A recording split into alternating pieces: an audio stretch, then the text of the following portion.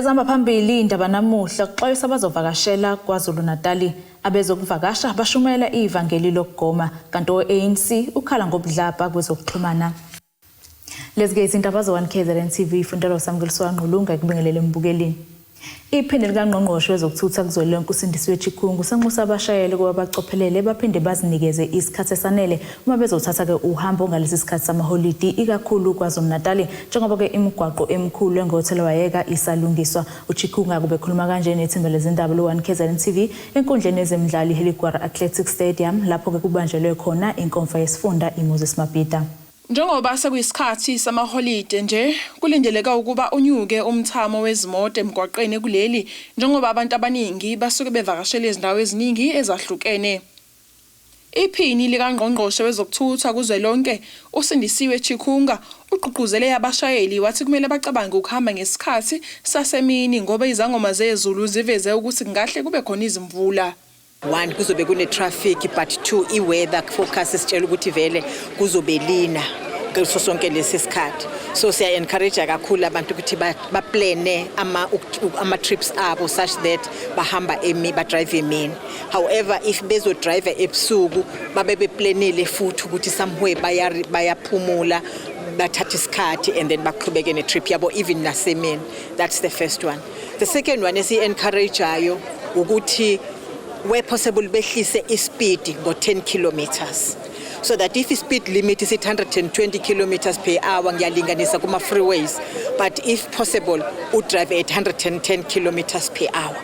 That is also to take into account issue yama prevailing circumstances kwi-environment. Say busy kakhulu wehlisa speed, say liyana usehlise kakhulu speed, so that ukhone ukuthatha ama decisions if isimo singenza ukuthi kufanele udecide ukwenza into ethize.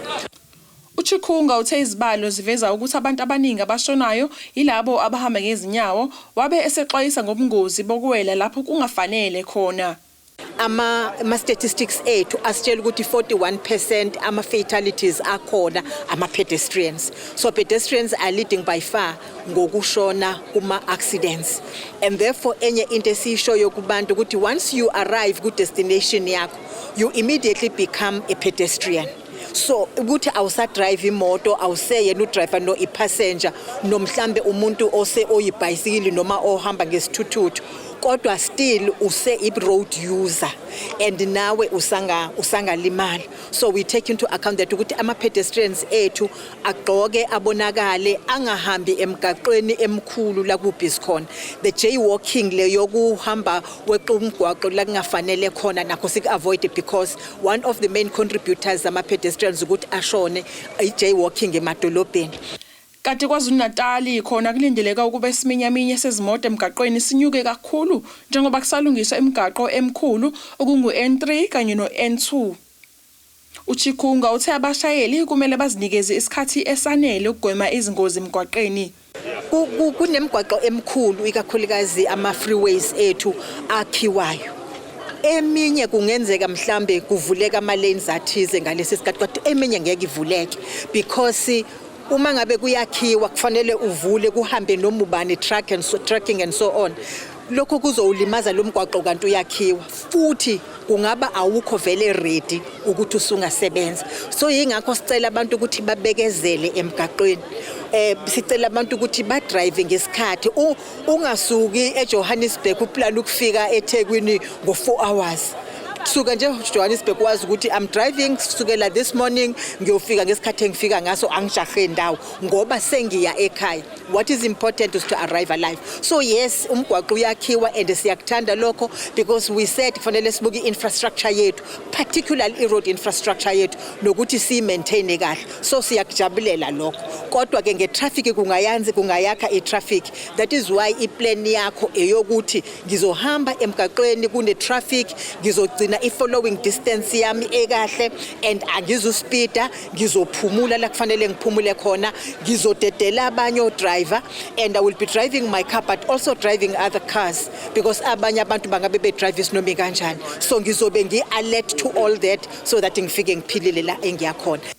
Abashayeli baphinde baxwayiswa ukuthi bangasebenzisa eminye imigwaqo emdala ukugwema le emkhulu elungiswayo ikakhulukazi khona eMgungundlovu.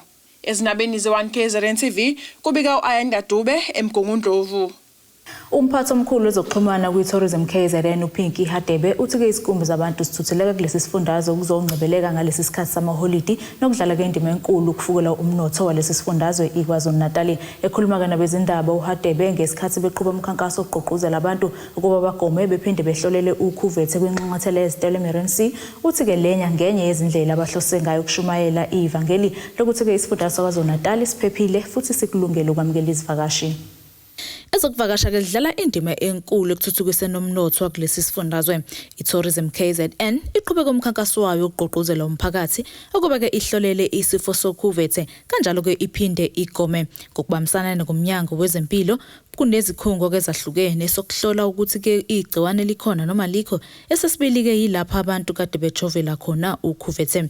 iKwaZulu-Natal ke ingezinye izindawo ezivakashelwa kakhulu ngesikhathi samaholidi futhi ke seha izivakashi yingakho ke beqaliseke lo mkhankaso ukuqikelela ukuthi abantu baphephile kulesi sifo sokhuvethe. Kubalulekile ukuthi size la eRichards Bay sizoqhubeka futhi siye nakwezinye indawo ezikhona eKZN ukuzogqugquzela abantu bakithi ukuthi bajove babe safe bathatha ama-vaccinations abo.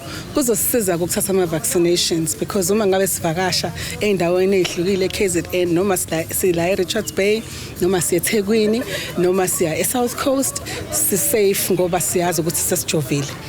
Yizeke noma ukuhlasela kokhuvethe kuphazamise kakhulu indima yezokuvakasha yona ke ishaye kakhulu kulokhu njengoba ke ingezinye izindawo ezaphoqeleka ukuba ke zivalwe. uHadebe ke uthi yize noma kunjalo abantu abaningi babuke besahambela kulesi sifundazwe futhi ke bese beshintshe nendlela abavakasha ngayo. It is safe to travel eKZN njengoba siza la sithi kubantu ama-hotel avuliwe, ama-B&Bs avuliwe. Sekhona indlela entsha siyibonayo abantu bavakasha bahamba ngama-groups kodwa bafuna ukuyibhukhela bayiphekele bangabi endaweni la khona ihotela. So khona into ekuthiwa ama-self catering manje ebivele ikhona kodwa ukuthi njengamanje sibona ama-numbers ama-self catering ngenyuka kakhulu. So esikubonayo njengamanje ukuthi abantu abaningi bayafika. We are sitting at 60% occupancy rate. Lokhu kuqonda ukuthi amahotela abhukhiwe azange sibe nama-cancellations ngaphandle kokuthi laba abaphesheya ngoba sivalelekile ibona-ke abangazange bafika. Ezokuphepha ke yizo ke isiqhulwini uma kukhulunywa ngezokuvakasha kanye nokungcebeleka kulesi sifundazwe. uHadebe ke uqoquzela izivakashi ukuba ziqikelele ukuthi zizivikele kanjalo nalabo abanezindawo zokulala baqikelele ukuthi ke isifonyo zikhona nama-sanitizer ke nokunye nje ukuvikela kulolu khuvethe. iKZN i-open for travel, it is safe for travel, kodwa kubaluleka kakhulu ukuthi abantu abazosamukela kube yibona futhi nabo aba-safe. So sisebenza kakhulu nama-hotel owners, abantu aba-own ama-B&Bs nama-guest houses ukubagqugquzela ukuthi i-staff phela asibe safe. Ukuze masifika sibona ama-sanitizers, sibona ama-temperature readings, siwanikeza ama-temperature readings. Nasema-roomini ethu sibona ama-sanitizer, sibona nje ukuthi izinto zifakiwe ngendlela ehlukile. So we are traveling in a different space manje. Uhlalo we-ANC kwisifundo General Gezengampanza uVusumuzi Mthetho usexeke ukusetshenziswa ubudlabha kwezinkundla zokuxhumana athi ke lidlibiza iqembu likaKhongolose. Umthetho akusho lokhu ngesikhathi ke ethula inkulumo yakhe yokuvala inkomfa yokukhetha kobuholi obusha balesi sifunda ebibanjelwe ngempela sonto esikoleni Stenga High School. Emva kweminyaka emibili isifunda se-ANC iGeneral Gezengampanza singenabo ubuholi ngempela sonto sikwazile ukukhetha ubuholi obusha nakuba usuku lokuqala lokuvula inkomfa kuvela imibiko ethi lo abanzima ngemva kokuthi usihlalo we-ANC uSihle Zikalala wathi ethula inkulumo yakhe kwaba khona bamthukayo bemsola ngobuxoki kwasiza ukungenelela kwezinhlaka nokuyizona ezenza inkomfa iqhubeke ngokuthula. Ethula inkulumo yakhe yokuvala inkomfa usihlalo omusha uVusumuzi Mthethwa uxwayisa amalunga ANC ngomngozi bokusebenzisa izinkundla zokuxhumana nathi izona ezibulala isithunzi sikaKhongolose. Ngoba ezinye zezinto ezenza ukuthi ANC ibe nje kule region is this. Ngebhadi sekwahluka ngisho ingane zami mina Comrade Umshengu ngifaka WhatsApp angikaze ngibe nawo lokungazalwa. Angikaze ngene ngisho ke load ipage selokungazalwa. Neminyaka u50 something namhlanje. khona okunye futhi ngifuna ukukusho yini angikaze ngibe nawo Facebook lokhu ngaba khona. You know why? Yathanda ukuba nawo. Zathi ingane zami angikho ezintweni. Ngathi ingane zami kulungile angingabikho ezintweni ngoba ila kubulawa khona iANC. Umthethwa uqhuba ngokuthi into eseqhulwini kubona ukwakha izinhlaka zophiko lentsha kanye nabesifazane ngoba bakholelwa ekutheni muningi umsebenzi osalele emumva okumele wenziwe ilezi inhlaka. Kunezinye inhlaka zeANC engekhoyo okufanele support ukuthi sibe khona like iWomen's League. Fanele masiphuma lana sazi ukuthi istructure seYouth League asikho la. Kuyobaleka ukuthi masiphuma lana sambe sobalekelela ukuthi ba lontshe lawo ma structures lawo. Ngoba banama duties zabo. Ngoba banama duties zabo kufanele bawenze. Mokhuluma ngeYouth League we know ukuthi badilana nezinto zolusha not this structure. Umthethwa ukhethwa waba ngosihlalo uSiphehlise Zulu waba ngonobhala kwaThuthula Ntuli waba ngumgcini mafa. Ngobudlabha sibisi wezindaba ze1KZNTV ngibika ngiseStenga. Usomlomo kaMasipala iTheku uThabanyawoso usaveze ukuthi ke izodla izigidi ezili-19 wamarandi umonakalo kweodalwe izimvula nomoya onamandla okushiya ke abantu abaningi entuzuma bengenamakhaya. Unyawoso kusho lokhu ngenxa ukuthi ke behambise izinto zokuvuselela kabusha izindlu kweminye imindeni eyapheshekelwa ke uphahla. Izimvula ezinamandla kanye nomoya ebezihlasele eThekwini ngesonto ledlule kwaticileleka phansi amakhaya abantu abangaphezulu kwama200. Sekwenza uMasipala weTheku wathatha isinqumo sokuthi eminye yemndeni uyakhele kabusha imizi yawo. Omunye wabathintekile kaWard 107 eNtuzuma umlekeleli Ndlovu ngesikhathi vakashelwe ithimba uveza ukuthi kumanje balalendlini engavaleki iminyango nophahla alukho. Amakhabethe onakalo kakhulukazi into zekhishi ezonakala nekamera okwelami leli konakala into eziningi khona ngakuthi njoba li-empty nje akakhulu utho sakhipha okunye nefridge salibekala mangiplaka namhlanje uthi ayivele lonakela isekho indaba onakela izinto eziningi. Ongusomlomo kuMasipala iTheku uThabanyawose uthi ayishagalolunye amawadi athintekile kulesi siphepho. Lemndeni yonke u250 imndeni ekhathazekile ngeindlela ezahlukahlukene nabanye kudilike nje imizi akukho lutho phansi abanye kusukela uphahla kuphela abanye ama retaining wall adilikile imizi ayisavikelekile. Unyawose uqhuba ngokuthi kumanje sebephasise uhlelo lokwakha izindlu okumele luphothulwe ngenyanga kaJune wangonyaka ozayo. Ngokucwaningo kwesenzile imali uMasipala ozoyichitha ukuvuselela yonke le yamizi nokubuyisa isimo lesimweni kuzoba 19.7 million. Siqalile ke izolo kodwa umsebenzi omkhulu esizowenza njengamanje so supply material kuze kube umhla ka24 December. So besiqedile ukuthi bonke abantu babe ne material then ukusukela ke ngo February so bese silungisa ke lezi zinto engikhuluma ngazo ngithi ke zidinga sizakho. Kanti osukwini la izolo lo Masipala uhambise izinto zokubuyisela uphahla kweminye yemndeni kanye namaphasela okudla. Ngobudlabha sibisi wezindaba ze1KZNTV ngibika ngiseThekwini. Bukeleke sisishelele ezitolo siyabuya nezindaba.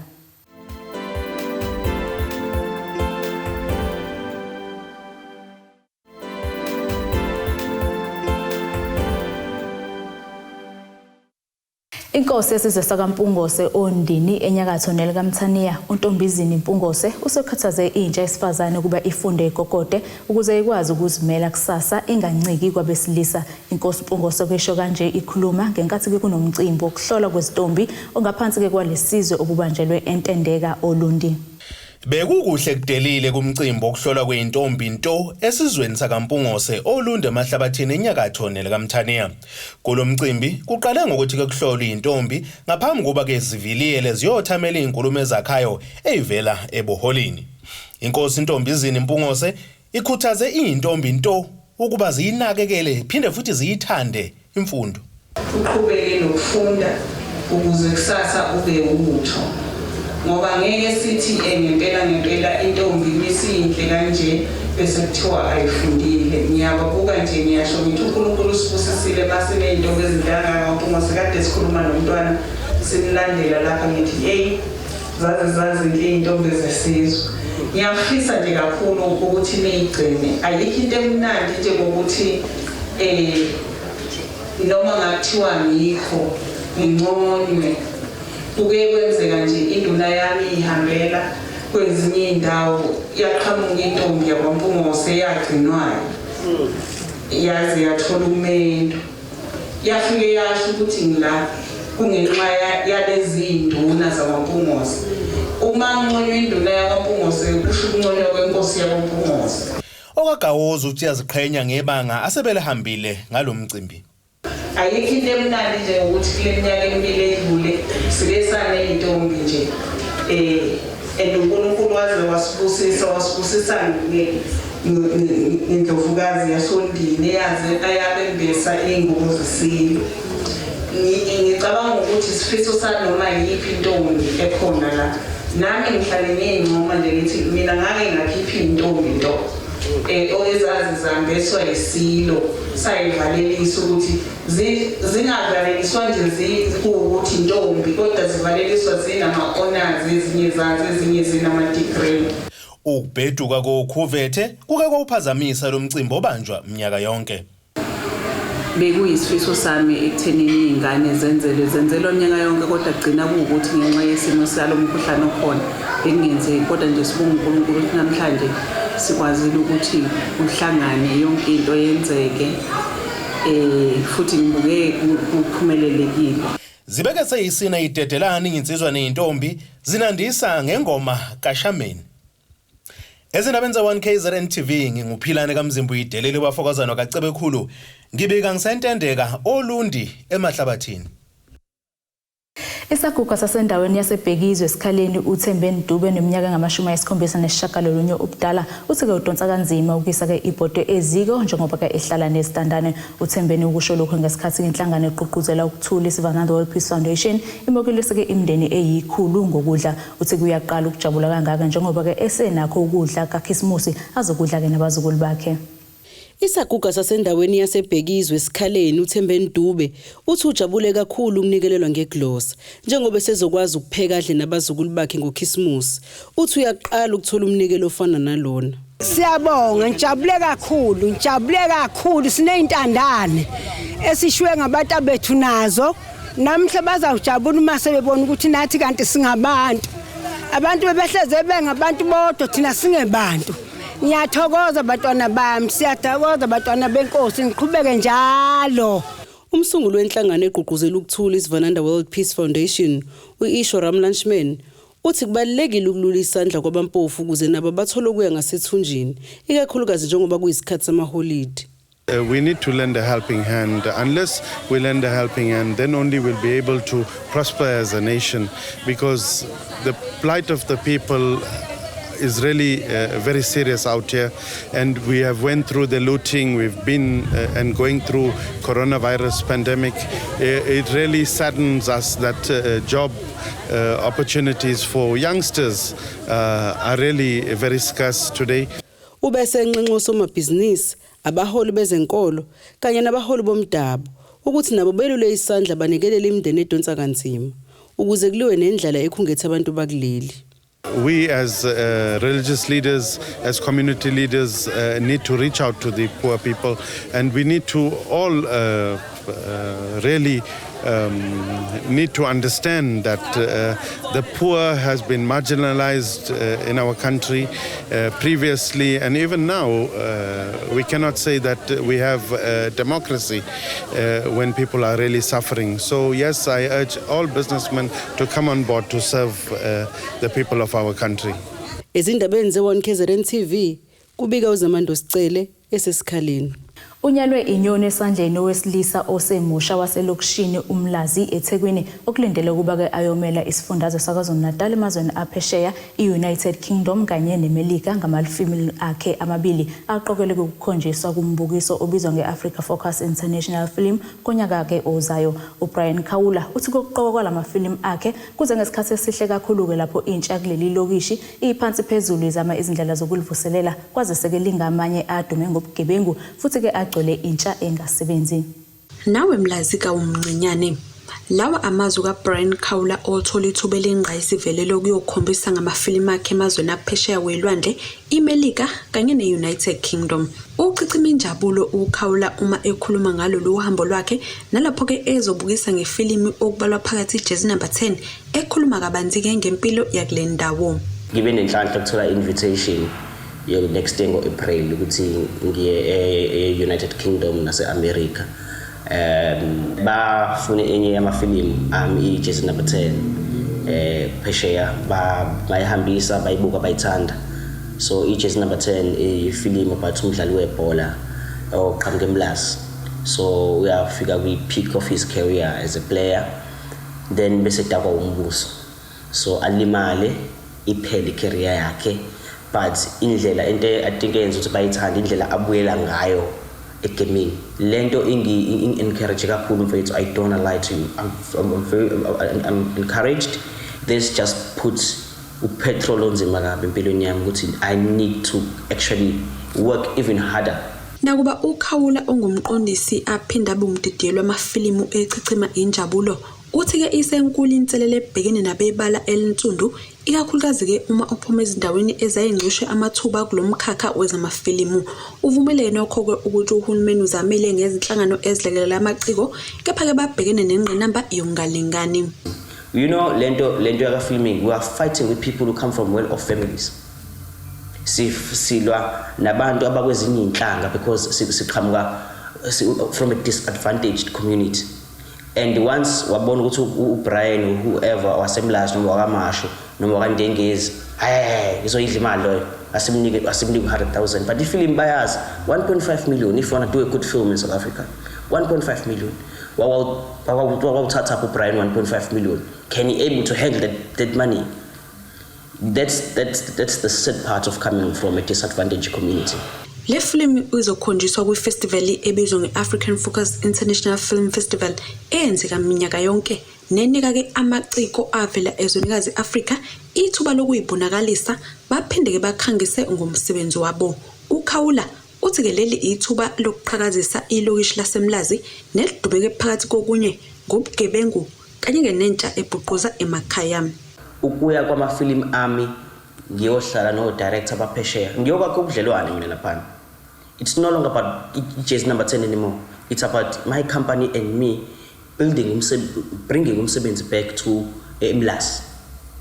Itori engizozisho lapha ngiyoze ngikhali inyembezi ngoba ngiyafuna bayilethe le mali. I'm going to market myself, I'm going to sell myself, I'm going to sell ilokishi loMlazi. Angizoeda namanga my sister. Ngiyodayisa uMlazi. Ngiyobatshela uMlazi uneyintaba engaphezulu kweTemple Mountain, so that they will come and invest eMlazi. eMlazi asinayo art center, and bantu bayahleka. I'm going to be the first one to build that art center eMlazi with or without funding. Ezindabeni z1KZNTV kube kuntombi khona mvubu ngesethekwini.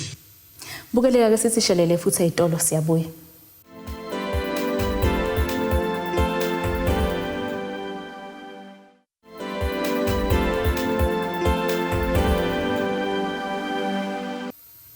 Siphinde sikwamukele mbukelo sabukela indaba ze1KZNTV.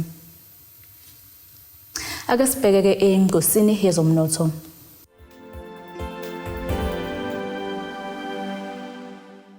Irandi liwu-15.95 maqhathaniswa nedola laseMelika, libe u-21.09 maqhathaniswa nopondo waseBritain, libe u-17.95 maqhathaniswa ne-euro yase-Europe. Igolide lona libe $1,801.83 ounce, kuthi uwoyela ongahluziwe wona libe $73.52 umphongolo. Bukeleka sibheke engosini yezemidlalo.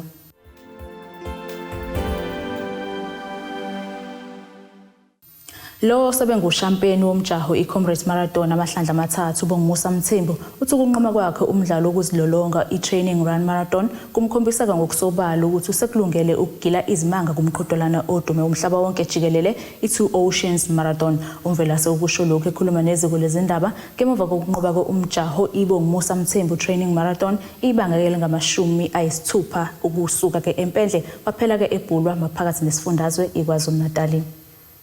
Bukeleke nasi isimo sezulu sakusasa.